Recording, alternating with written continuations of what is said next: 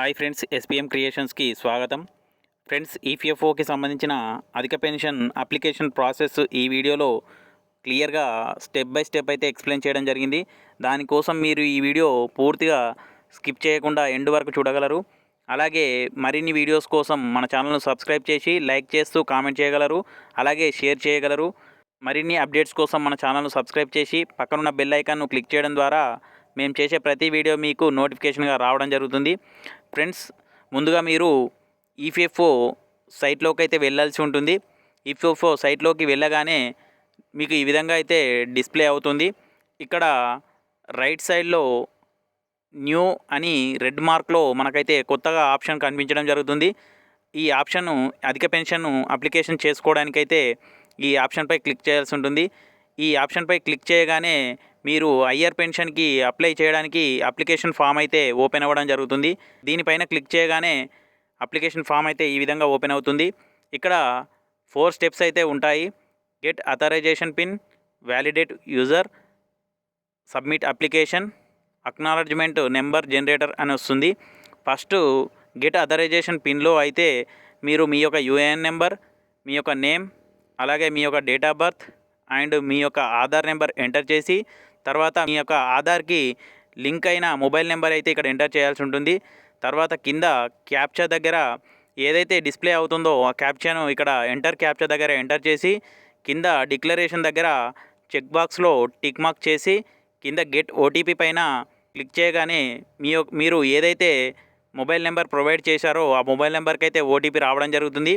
ఆ ఓటీపీని next validate user అనే పేజీలో ఎంటర్ ఓటీపీ దగ్గర ఇక్కడ ఓటీపీ ఎంటర్ చేసి కింద వ్యాలిడేట్ ఓటీపీ పైన క్లిక్ చేయగానే ఇక్కడ జాయింట్ ఆప్షన్ ఫామ్ అయితే ఓపెన్ అవ్వడం జరుగుతుంది. ఇక్కడ డిక్లరేషన్ అని చెక్ బాక్స్ అయితే ఉంటుంది. దాన్ని టిక్ మార్క్ చేసి కింద యూఏఎన్ డీటెయిల్స్ అని ఉంటుంది.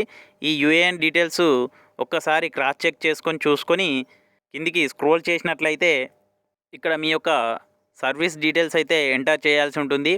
మీ యొక్క మెంబర్ ఐడి, మీ యొక్క date of joining and date of exit EPS and date of exit EPS డేట్లను అయితే ఇక్కడ ఇవ్వాల్సి ఉంటుంది. ముందుగా మీరు ఎన్ని కంపెనీలు చేంజ్ అయ్యారో ఇక్కడ ఎంటర్ చేయాల్సి ఉంటుంది. ఇక్కడ మీరు ఎన్ని ఆప్షన్స్ అయినా ఇవ్వచ్చు. మీకు సరిపోకపోతే ఇక్కడ కింద యాడ్ రో అనే దానిపైన క్లిక్ చేసి మీరు రోస్ కూడా యాడ్ చేసుకోవచ్చు. అలాగే మీరు ఎన్ని కంపెనీలలో ఎప్పుడు డేట్ ఆఫ్ జాయినింగ్, ఎప్పుడు డేట్ ఆఫ్ ఎగ్జిట్ అనేది ఇక్కడ ఎంటర్ చేయాల్సి ఉంటుంది. ఇక్కడ మీ సర్వీస్ డీటెయిల్స్ అయితే ఎంటర్ చేసిన తర్వాత కింద మెంబర్ డీటెయిల్స్ దగ్గర మీ యొక్క మెయిల్ ఐడి అలాగే Aadhaar linked bank account number అయితే ఇక్కడ ఎంటర్ చేయాల్సి ఉంటుంది. మీ ఆధార్తో లింక్ అయిన బ్యాంక్ అకౌంట్ నెంబర్నే ఎంటర్ చేయాల్సి ఉంటుంది. తర్వాత పక్కన ఐఎస్ఎఫ్సి కోడ్, మీ బ్యాంకుకు సంబంధించిన ఐఎస్ఎఫ్సి కోడ్ అయితే ఎంటర్ చేయాల్సి ఉంటుంది. తర్వాత కిందికి స్క్రోల్ చేసినట్లయితే joint option and contribution details అయితే ఇక్కడ మీకు అడగడం జరుగుతుంది.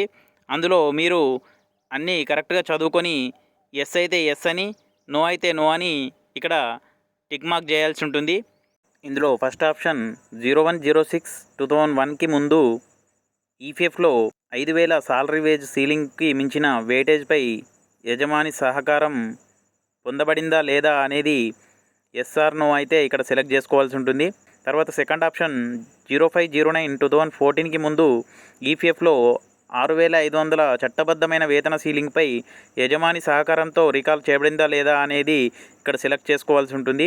ఎవరైతే 5,500కి మించిన సాలరీ వేజ్తో 5/9/2014 వరకు సాలరీ పొందారో వారు 01/06/2001కి ముందు జాయిన్ అయిన వారు మాత్రమే ఇక్కడ ఎస్ అనే ఆప్షన్ పెట్టుకోవాల్సి ఉంటుంది, లేదా అంటే నో అని పెట్టుకోవాల్సి ఉంటుంది. తర్వాత థర్డ్ ఆప్షన్ పారా 26(6) ఈపీఎఫ్ స్కీమ్ యొక్క పీడిఎఫ్ ఫైల్ అనేది అప్లోడ్ చేయాల్సి ఉంటుంది. ఇది 250 KB కంటే ఎక్కువ పరిమాణంలో ఉండేటట్టు చూసుకోవాలి. ఫోర్త్ ఆప్షన్ ఈ ఎంపిక కోసం బకాయి సహకారం చెల్లింపు కోసం సభ్యుడు అతను లేదా ఆమె తన పీఎఫ్ ఖాతాలో అందుబాటులో ఉన్న బ్యాలెన్స్ ఉపయోగించుకుంటున్నారా లేదా అనేది ఇక్కడ ఎస్ ఆర్ నో అని మెన్షన్ చేయాల్సి ఉంటుంది. అలాగే ఫిఫ్త్ ఆప్షన్ జాయింట్ ఆప్షన్ ఇచ్చే సమయంలో పీఎఫ్ అకౌంట్లో ఎంత బ్యాలెన్స్ ఉన్నది అనేది ఇక్కడ అమౌంట్ అయితే ఎంటర్ చేయాల్సి ఉంటుంది. అలాగే సిక్స్త్ ఆప్షన్ పిఎఫ్ అకౌంట్లో తగినంత బ్యాలెన్స్ లేనప్పుడు మాత్రమే సభ్యుడు తన చివరి యజమాని ద్వారా చెల్లింపు తేదీ వరకు వడ్డీతో పాటు తన యొక్క అంగీకారాన్ని హామీ ఇస్తున్నారా లేదా అనేది ఎస్ ఆర్ నో అయితే ఇక్కడ మెన్షన్ చేయాల్సి ఉంటుంది. అలాగే సెవెంత్ ఆప్షన్ పీడిఎఫ్ ఫైల్లో జాయింట్ అండర్టేకింగ్ అప్లోడ్ చేయాల్సి ఉంటుంది. ఈ పిఎఫ్ ఖాతా బ్యాలెన్స్ని నమోదు చేయాల్సి ఉంటుంది. అలాగే ఈ పీడిఎఫ్ ఫైల్లో పాస్ పుస్తకాన్ని అప్లోడ్ చేయాల్సి ఉంటుంది. దానికోసం ఈ పీడిఎఫ్ ఫైల్ అయితే 250 KB కన్నా ఎక్కువగా సైజు ఉండేటట్టు చూసుకోవాల్సి ఉంటుంది. ఈ విధంగా ఈ 7 స్టెప్స్ అయితే కంప్లీట్ చేశాక కిందికి స్క్రోల్ చేసినట్లయితే ఇక్కడ డిక్లరేషన్ అని కొన్ని పాయింట్స్ అయితే ఇవ్వడం జరుగుతుంది. వాటిని క్లియర్గా చదువుకున్న తర్వాత ఇక్కడ మనకు కింద ప్లేస్ అని ఉంటుంది. మీరు ఎక్కడి నుండి అయితే అప్లై చేస్తున్నారో ఆ ప్లేస్ అయితే ఇక్కడ ఎంటర్ చేయాల్సి ఉంటుంది. తర్వాత ఐ అగ్రీ అని ఇక్కడ ఒక చెక్ బాక్స్ ఉంటుంది. దాన్ని టిక్ మార్క్ చేసి కింద క్యాప్చా అని ఉంటుంది. ఏదైతే పైన డిస్ప్లే అవుతుందో ఆ క్యాప్చాని ఇక్కడ ఎంటర్ క్యాప్చా దగ్గర ఎంటర్ చేసి కింద సబ్మిట్ బటన్పై క్లిక్ చేయగానే అక్నాలెడ్జ్మెంట్ నెంబర్ అయితే ఒకటి జనరేట్ అవుతుంది. ఈ అక్నాలెడ్జ్మెంట్ నెంబర్ని అయితే మీరు కాపీ చేసుకోవాల్సి ఉంటుంది.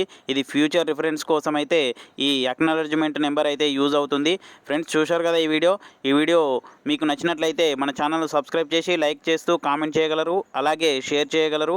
మరిన్ని అప్డేట్స్ కోసం మన ఛానల్ను సబ్స్క్రైబ్ చేసి పక్కనున్న బెల్ ఐకాన్ను క్లిక్ చేయడం ద్వారా మేము చేసే ప్రతి వీడియో మీకు నోటిఫికేషన్గా రావడం జరుగుతుంది.